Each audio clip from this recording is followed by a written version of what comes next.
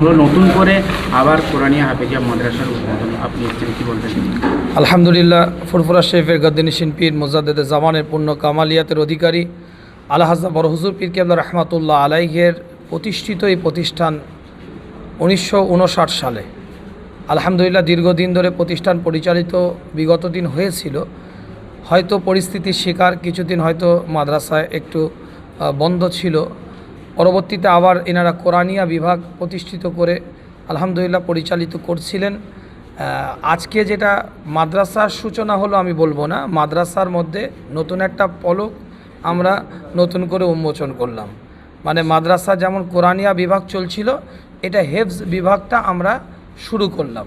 কোরআনিয়া বিভাগ আলহামদুলিল্লাহ বিগত দিন থেকে চলে আসছে বা হয়ে আসছে, আল্লাহ শুকর।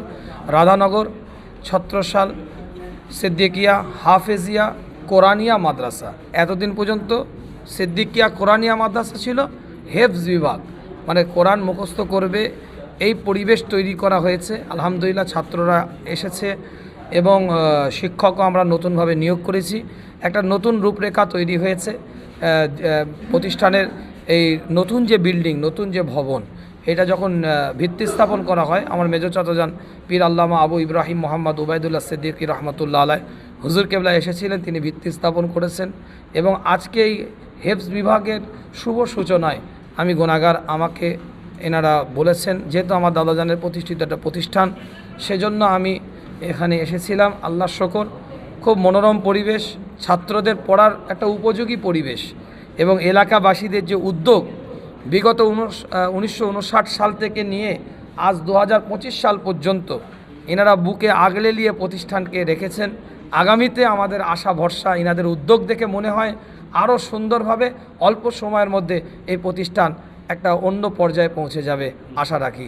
আল্লাহ আমাদের কবুল করেন। অনেক সময় অনেক কথা হয়, যেমনটা মাদ্রাসাতে জঙ্গি থেকে শুরু করে মাদ্রাসায় জঙ্গি ট্রেনিং দেওয়া হয়, শিক্ষা দেওয়া হয়। আবার তো নতুন করে মাদ্রাসারই আর একটা বিভাগ একদম সুন্দর করে সাজিয়ে আপনারা করছেন, তো তাদের উদ্দেশ্যে কী বলবেন? দেখুন, মাদ্রাসা একটা বিদ্যালয়, একটা শিক্ষা প্রতিষ্ঠান, একটা পাঠশালা, যে ভাষাটাই আপনি প্রয়োগ করেন না কেন, তো মূল বিষয় হচ্ছে নিন্দুকেরা নিন্দা করবে, এটা নিন্দুকদের অভ্যাস। এবং সাম্প্রদায়িক মনোভাবপূর্ণ ব্যক্তিত্বরা তারা সবসময় সম্প্রীতিকে নষ্ট করার জন্য এবং সমাজের বুকে নিজেদের কথাবার্তার দ্বারায়, অপ্রীতিকর কথাবার্তার দ্বারায়, হেড ল্যাঙ্গুয়েজের মাধ্যমে মানুষকে একটা বিভ্রান্ত জায়গায় নিয়ে যাওয়ার তাদের একটা চক্রান্ত বা প্রচেষ্টা।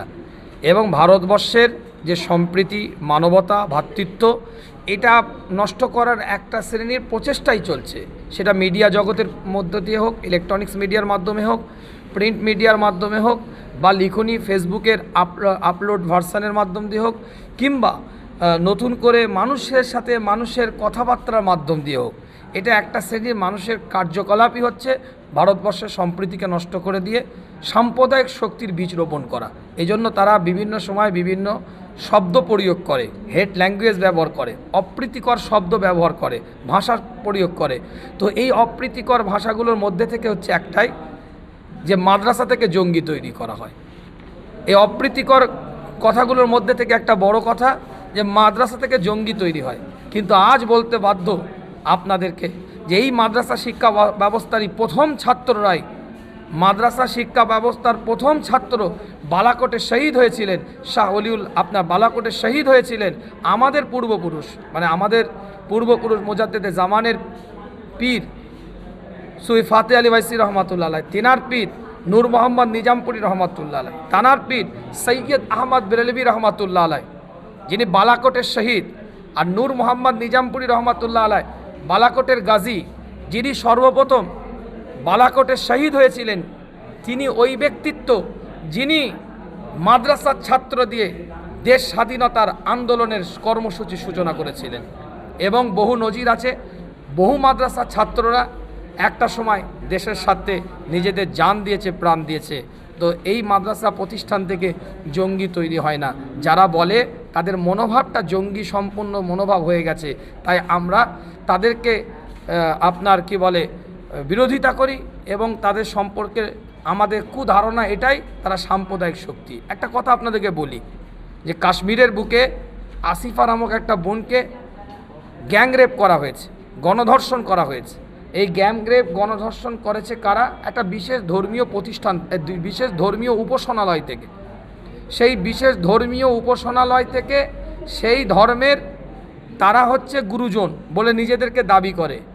সেই বিশেষ ধর্মীয় উপাসনালয় থেকে বিশেষ ধর্মের গুরুজনদের পোশাক পরিধান করে তারা কিন্তু আসিফা নামক বোনটার উপরে গ্যাংরেপ চালিয়েছে, গণধর্ষণ করেছে।